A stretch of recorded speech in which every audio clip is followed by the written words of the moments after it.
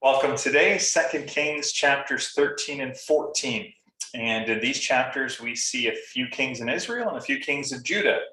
And if the switching back and forth gets confusing, I want to encourage you, look online or maybe the Bible that you have, or one of the Bibles you have. We do have such a wealth of options in our country.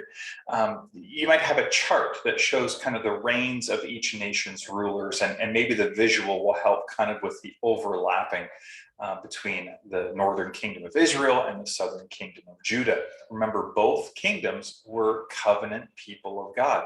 They were all the descendants of Abraham, Isaac, and Jacob, the 12 tribes of Jacob or Israel.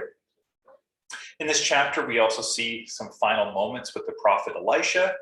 Jehoash, the king, at this time comes to pay his final respects to Elisha, who is dying, and he receives a promise of victory in a conflict with a nation that was upcoming, but his response was insufficient to receive full victory. And then we read of a person coming back to life after falling into Elisha's grave. There's kind of a sense in this that in the midst of all the death and the wars and the battles of the kings and the nations, life comes from God. And Elisha was the representative of God. That's what prophets were. They represented God. They were kind of covenant lawyers, you could say, in some ways, to God's covenant people. At the close of these chapters, we see the rise of Jeroboam II. And he's going to bring a resurgence of power and influence to that northern kingdom of Israel, but not through faithfulness to Yahweh. In this section, in these chapters, what I want to draw your attention to today is there's lots of fulfillment to the words of God through prophets in these chapters. For example, those 3 arrow strikes to the ground equals 3 victories. Or Jehu's line had been promised it's only going to be 4 generations, or kind of, lineage-wise. And we see that happening, as well as Israel, the northern kingdom, is going to see its territory restored. We see that prophecy come to be. And again, I want to note here, and this is kind of interesting. The 2 Israelite kings in this chapter, they did evil, but their kingdom prospered. The 2 kings of Judah that we read of, they tried to do good and didn't have lasting success. And that may run a little counterintuitive, or, it definitely runs against how we want things to work. It definitely runs against, I was up late, wasn't feeling well, early morning, turned on the TV, and I made the mistake of turning on a prosperity teacher program, just like, I'm just curious what they're saying, and referenced this very passage about the 3 arrow strikes, and just using this as kind of talking about God's guarantee of success.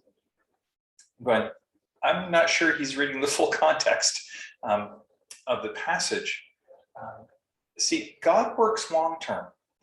And his kingdom agenda is different than our agenda, because his kingdom is eternal. Our kingdom, our human kingdom, is finite, and it's so focused on ourselves, whereas God is looking at the whole. And so how God works in us and through us is not as simple as sometimes we maybe want it to be, or sometimes how people make it out to be. Israel was not purely evil. Judah was never purely good.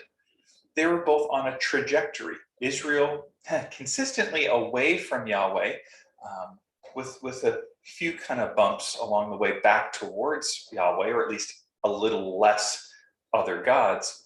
And Judah, kind of a roller coaster of ups and downs. And the trajectory that the nations were on don't always show in the circumstances, right? Israel's expanding here with some very ungodly kings. Judah is shrinking with some very godly kings.